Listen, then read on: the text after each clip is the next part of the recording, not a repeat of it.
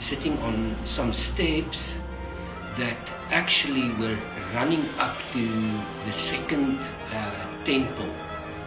And in the time of Yeshua Mashiach, Jesus the Messiah, which was the time of the second temple, the high priest would come and he would draw water from this famous pool, and he would go up with these steps to the temple mount, and then in a process or a ritual called water libation, he would actually pour out the water before the Lord.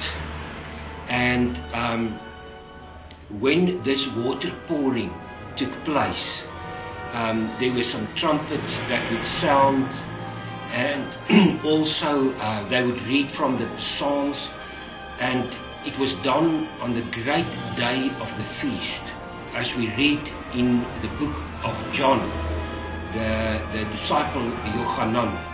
And it was actually during this ritual that Yeshua stood up, that Jesus stood up, and that he shouted that if any man is thirsty, let him come to me and drink, for out of his innermost being will flow rivers of living water. So this is a remarkable archaeological discovery that I have recently made. A year and a half, there used to be, the road over there used to connect to the road where that guy is walking, and there used to be a road right above us. Beneath that road there was a sewage pipe. Here, that's the black sewage. It has nothing to do with people walking through it, don't worry. But anyway, about 2 years ago there was a leak in the sewage. So what did they have to do? They had to rip up the street and dig down and fix the sewage pipe. Lucky for us there was a leak, because when they dug down, they dig a little bit deeper than they did when they put it in the beginning, and they found all of these stairs. They kept digging they took apart the street and dug down all the way down to the bottom, well, almost to the bottom, and they found all of these stairs. There's a corner over there of the stairway, another corner over here, 50 meters long, is just one side of what we think is a pool. Where was the pool? Now it's all filled with mud, and they planted trees there. But 2,000 years ago, this is from the time of the Second Temple, from over 2,000 years, this was the main water supply of Jerusalem. Once a year, the high priest would come down here, the golden saucer, take water right from this water, stand on these stairs that we're standing on, take them up to the temple. It was called Simchat Beit HaShoeva, the festival of drawing up of water right before the winter rains, to pray for the rainfall for the fall.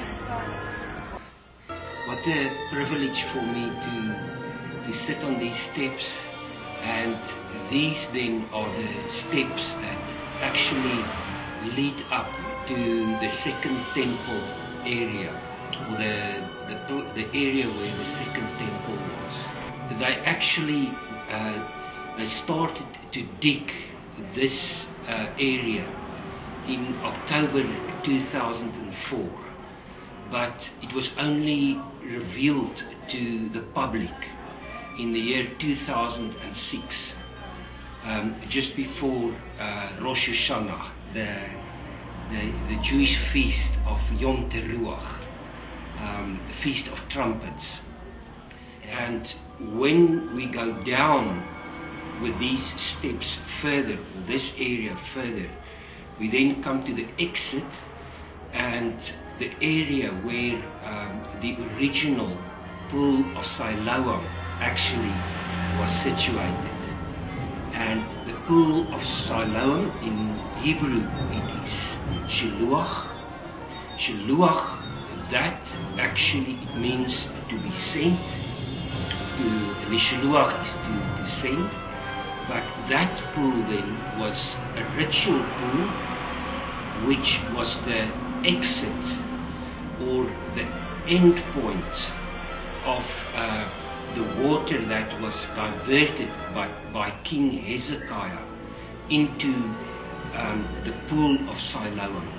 And that pool then became a ritual pool, and it's also the pool where Yeshua, Jesus, after he when he healed the blind man, maybe you will remember that he took mud and he put it into his eyes. He probably had no physical eyeballs. So Jesus took the mud and he put it into his eyes, and then he said to him, go and wash in the pool of Shiloah, in the pool of Siloam. So these then are the remains of the ancient pool of Siloam.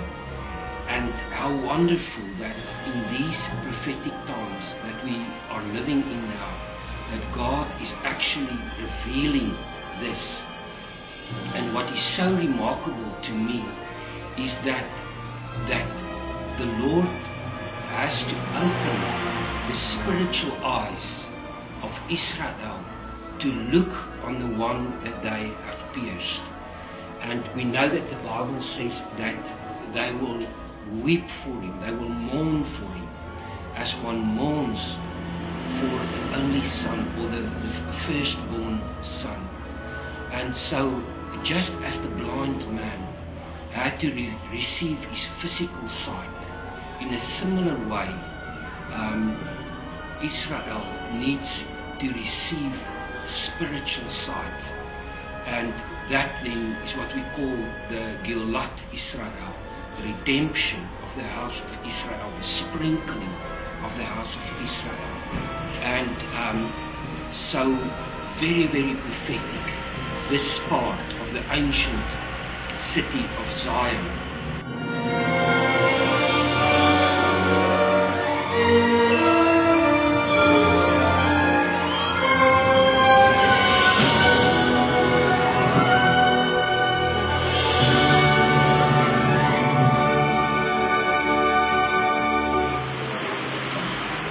What you are looking at is the upper spring of the Gihon, which Hezekiah stopped at.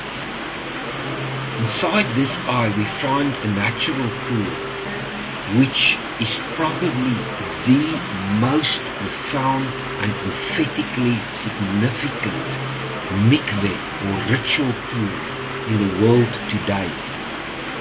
Its water is fed by the Gihon, running at an angle that makes it a perfect mikveh or ritual bath. It is especially used as a ritual pool or baptismal site by young Orthodox Jews today.